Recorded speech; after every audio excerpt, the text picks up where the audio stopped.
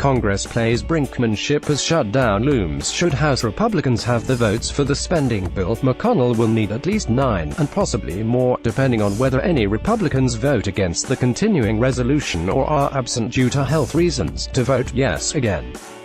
A deal between President Donald Trump and Congress to protect young immigrants from deportation remained distant Tuesday, as House Republicans leaders shifted to a painful backup plan, crafting a stopgap funding bill that would merely delay the threat of an election-year shutdown.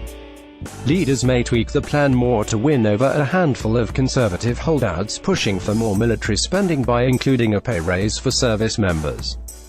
There were quite a few Democrats in the Senate who were very wary of how the politics would shake out in a shutdown fight driven by DACA.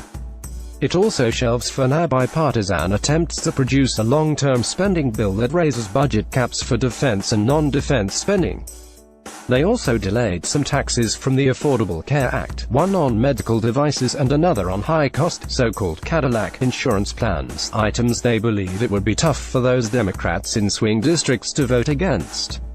Administration officials had said Wednesday that the White House chose to visit top Senate Democrat Chuck Schumer said Wednesday there's very strong sentiment among Democrats in the chamber to oppose GOP-drafted legislation to keep the government's doors open, comments that could indicate the chances are increasing that the government could shut down at midnight Friday night. Senate Democratic leader Chuck Schumer countered in a speech on the Senate floor, "If you want to begin the long road back to prove you're not prejudiced or bigoted, support the bipartisan compromise that 3 Democrats and 3 Republicans have put before you." The head of the influential Congressional Hispanic Caucus expressed her opposition to the bipartisan Senate deal, although she said she had not seen its text and noted it had some positive aspects. "This is likely to be a week of brinkmanship and the potential of a government shutdown is elevated." Trump and Democratic Senator Dick Durbin have traded accusations over the collapse of the immigration talks.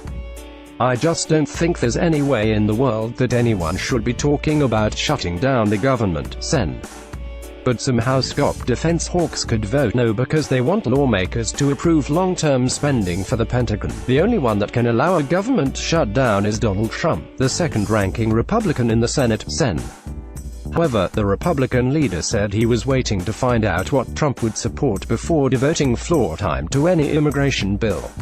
In a special U.S.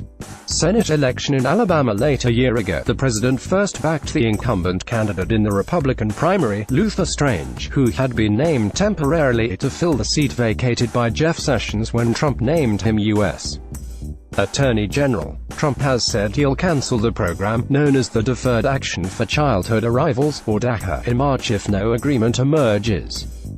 Congress in late December approved a stopgap measure to fund the government for an additional month after failing to resolve differeces over military versus non-defense spending levels, immigration and other issues.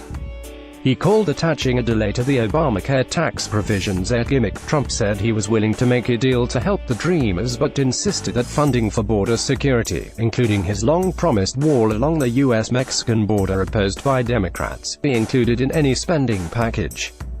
Of 6 members have spent the past 5 days working behind the scenes to muster support for their proposal, aides say, and plan to roll out new supporters soon. Graham said he too would not vote for another stopgap measure. Majority Leader Mitch McConnell signaled he wants to get a stopgap funding bill settled and leave more hard negotiations for later. "There seemed to be a consensus with the cards that we have that this is the best way to play it," North Carolina GOP Rep. Mark Walker said after the meeting. "Compromise solutions are not out of reach, but for now Congress must keep the government open."